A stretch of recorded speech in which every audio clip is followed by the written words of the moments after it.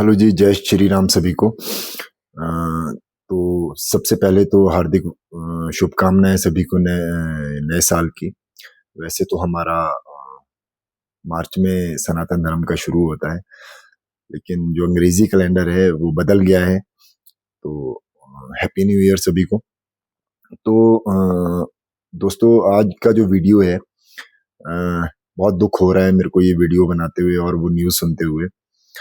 धर्मशाला में क्या होता है दोस्तों कि देखो, आज तक हमने ये बाहर ही सुना था कि मतलब ऐसे कोई बड़ी बड़ी क्राइम्स या कुछ होते हैं, लेकिन यहाँ हमारे हिमाचल के धर्मशाला में पल्लवी नाम की एक लड़की है।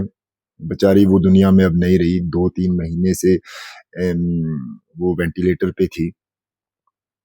तो रैगिंग का भी, इसमें रैगिंग की बात भी सामने आ रही है।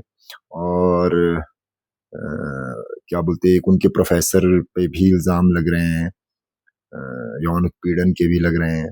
और जात की गालियां निकालकर, अभद्र भाषा का उपयोग कर कर वो लड़की इतनी ज्यादा टॉर्चर हुई कि वो आईसीयू में चली गई, वेंटिलेटर पे चली गई। और फाइनली मतलब जो वो दरिंदे, जो वो इस तरह के लोग हैं, जो वो चाहते हैं वैसा ही हो गया। वो बेचारी श्री हरि चरणों में लीन हो गई। तो देखो दोस्तों, पता क्या है ये चीज, मैं वीडियो बना रहा हूँ, आप सुन रहे हैं, लेकिन उन पेरेंट्स का सोचो आप जिनके ऊपर ये बीत रही है। कॉलेज जाने वाली, इतनी इतना अच्छा डांस कर रही थी वो एक वीडियो में, एक टैलेंटेड लड़की। और देखो क्या मतलब कहाँ की तरफ को सोसाइटी जा रही है।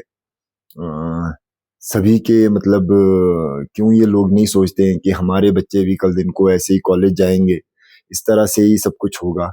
पता नहीं क्या हो रहा है सोसाइटी में। जो रक्षक है वही भक्षक बन गया है। गुरुओं को भगवान का दर्जा दिया गया है। लेकिन ऐसी ऐसी न्यूज आती है तो मतलब एक तरह से ना, मतलब जो जितना अच्छा सोसाइटी का दिखता है उतना ही दिखता है कि सोसाइटी में गंदगी भी कितनी है, बुराई भी कितनी है, हैवानियत भी कितनी है। तो सच में बहुत मतलब अपसेट हुआ मैं ये सुनकर। और जब मैंने इसका पूरा देखा कि क्या है क्या नहीं है, तो ऐसे लोगों को मैं सच बताऊं, जो एडमिनिस्ट्रेशन भी, देखो एडमिनिस्ट्रेशन, उसके पेरेंट्स ने कंप्लेंट की थी, लेकिन हमारा प्रशासन कितना सचेत है कि वो बोलते हैं कि लड़की को होश में आने के बाद जब ठीक हो जाएगी तो उसका बयान लेंगे। तो फाइनली वो लड़की, क्या तुम्हारी एडमिनिस्ट्रेशन की सबकी प्रॉब्लम सॉल्व हो गई, वो मरी गई। तो पता नहीं मतलब कैसे लोग ये नहीं सोचते हैं दूसरों के लिए कि उस सिचुएशन में वो खुद भी कभी आ सकते हैं, कभी उनके ऊपर भी वो बीत सकती है। उनके बच्चों ने भी कॉलेज जाना है, रैगिंग हो सकती है और इस तरह का इंसिडेंट उनके साथ भी हो सकता है। बच्चा तो किसी का भी डिप्रेशन में जाके बीमार हो सकता है। तो मैं समाज से अनुरोध करूंगा कि ऐसी ऐसी बातों के लिए विरोध करें। और ऐसे लोगों को अगर ये कानून नहीं पकड़ पाता है या कुछ नहीं पकड़ पाता है, तो हम लोगों को ही मिलकर ऐसे लोगों को पकड़ना होगा और मतलब टांगना होगा। अदरवाइज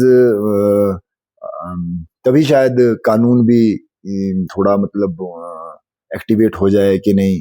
जो चीज उसका बयान हो जाते, आज तक वो अरेस्ट हो जाती, तो शायद जो वो लोग थे वो अरेस्ट हो जाते जिन्होंने रैगिंग की, जिसकी वजह से वो लड़की डिप्रेशन में गई, बिल्कुल मरी गई।